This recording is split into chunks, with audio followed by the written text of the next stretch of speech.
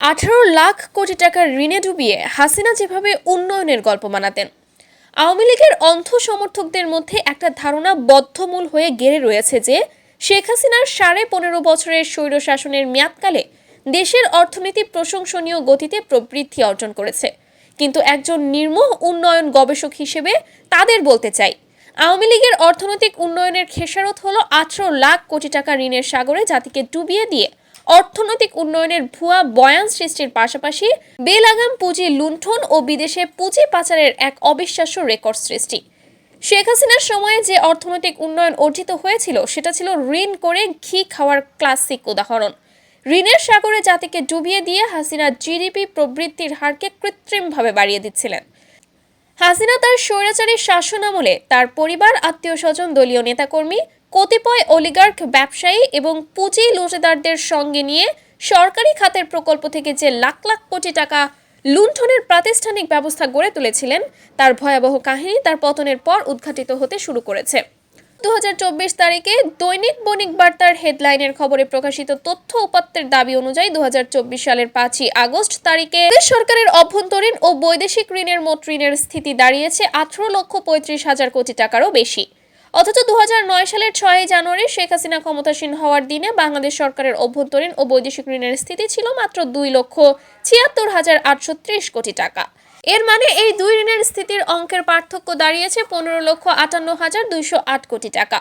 গত 5ই আগস্ট পালিয়ে যাওয়ার আগে হাসিনা এই সুবিশাল 18,35,000 কোটি টাকার ঋণের সাগরে দেশের জনগণকে নিমজ্জিত করে প্রতি বছর মাথাপিছু জিডিপির উচ্চ প্রবৃদ্ধি দেখিয়ে চলেছিলেন, যাকে বলা চলে নিকৃষ্টতম শুভঙ্করের ফাঁকি ও জনগণের সঙ্গে ভয়ানক প্রতারণা।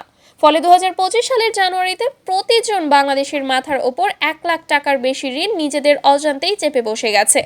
কমপক্ষে আগামী 1 দশক ধরে দেশের অর্থনীতি বিপর্যয়কর পরিস্থিতিতে ডুবে থাকবে এই বিশাল অঙ্কের ঋণের সুদাসলে কিস্তি পরিশোধের দায় মেটানোর কারণে। হাসিনার শাসন আমলে অর্থনৈতিক উন্নয়নকে ত্বরান্বিত করার অজুহাতে একের পর এক মেগা প্রকল্প গ্রহণ ও বাস্তবায়নের পাশাপাশি সারা দেশে বেলাগামভাবে বাস্তবায়িত হয়েছে শত শত উন্নয়ন প্রকল্প। প্রতিটি মেগা প্রকল্পে প্রকৃত ব্যয়ের 3-4 গুণ বেশি ব্যয় দেখানোর মাধ্যমে আত্মসাৎ করা হয়েছে লাখ লাখ কোটি টাকা, যে জন্য এসব প্রকল্পের ব্যয় বিশ্বের সর্বোচ্চ পর্যায়ে পৌঁছে গেছে। গত 15.5 বছর ছিল দেশে দুর্নীতি ও পুঁজি লুণ্ঠনের মহোৎসব কাল। হাসিনার পতিত স্বৈরাচারী সরকার 15.5 বছর ধরে দেশটাকে লুটেপুটে ছারখাড় করে দিয়েছে, যার সিংহভাগই বিদেশে পাচার হয়ে গেছে। এই পুঁজি লুণ্ঠনের কেন্দ্রে ছিল লুটেরা অলিগার্ক ব্যবসায়ী ও রাজনীতিবিদ ও দুর্নীতিবাজ আমলা। যে দেশের চলমান 82টি প্রকল্পে শেখ হাসিনার কোনো না কোনো আত্মীয় স্বজন জড়িত রয়েছে, যেগুলোর প্রকল্প ব্যয় 51,000 কোটি টাকারও বেশি। হাসিনার পরিবার, আত্মীয় স্বজন এবং অলিগার্ক ব্যবসায়ীরাই শুধু নয়, আওয়ামী লীগের প্রায় সব মন্ত্রী, সংসদ সদস্য, উচ্চ স্তরের নেতাকর্মী, এমনকি স্থানীয় পর্যায়ের নেতাকর্মীরাও গত 15.5 বছরে কোনো না কোনোভাবে দুর্নীতি, পুঁজি লুণ্ঠন ও পুঁজি পাচারে জড়িয়ে গিয়েছিল। বিশেষত অজস্র ঋণ করার কৌশল পুরো জাতিকে যে বড় ধরনের দীর্ঘমেয়াদী ঋণের সাগরে নিমজ্জিত করেছে, সেটা অত্যন্ত বিপজ্জনক হয়েছে এজন্য যে ওই ঋণের সিংহভাগই স্রেফ পুঁজি লুণ্ঠনের মাধ্যমে লুণ্ঠিত হয়ে বিদেশে পাচার হয়ে গেছে। হাসিনা আমলের 1 নম্বর সমস্যায় পরিণত হয়েছিল পুঁজি পাচার। গত 9 নভেম্বর 2024 তারিখে টিআইবির নির্বাহী পরিচালক ডক্টর ইফতেখারুজ্জামান দাবি করেছেন যে গত 10 বছরের প্রত্যেক বছর বিভিন্ন পন্থায় দেশ থেকে বিদেশে $12 বিলিয়ন থেকে $15 বিলিয়ন পাচার হয়ে গেছে। শ্বেতপত্র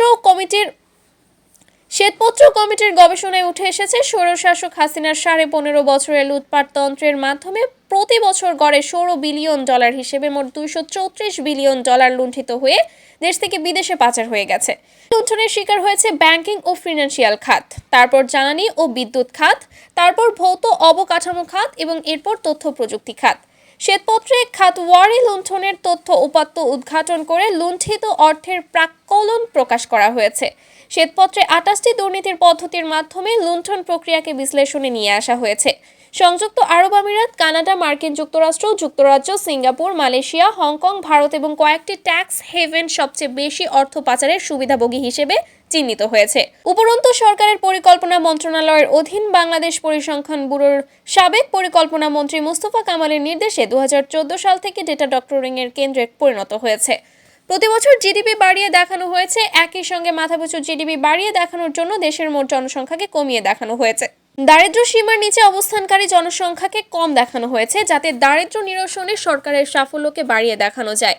দেশের জনগণের জন্মহার ও মৃত্যুহারকে কমিয়ে দেখানো হয়েছে, যাতে জনসংখ্যার প্রবৃদ্ধির হারকে কৃত্রিমভাবে কমিয়ে দেখানো যায়। একই সঙ্গে দেশের টোটাল ফার্টিলিটি রেটকে কম দেখানো হয়েছে, যাতে জনসংখ্যা বৃদ্ধি নিয়ন্ত্রণে সরকার সফল হচ্ছে প্রচার করা যায়। এই পরিপ্রেক্ষিতে 2023-24 অর্থ বছরে রপ্তানি আয় আগের বছরের সাবেক সরকার যতখানি দেখিয়েছিল তার চাইতে প্রায় $5 বিলিয়ন কমে গিয়েছে। বাংলাদেশের জনসংখ্যা প্রবৃদ্ধির হার 1.3% নেমে গেছে বলে সাবেক সরকার দাবি করলেও তা প্রকৃতপক্ষে আরও বেশি।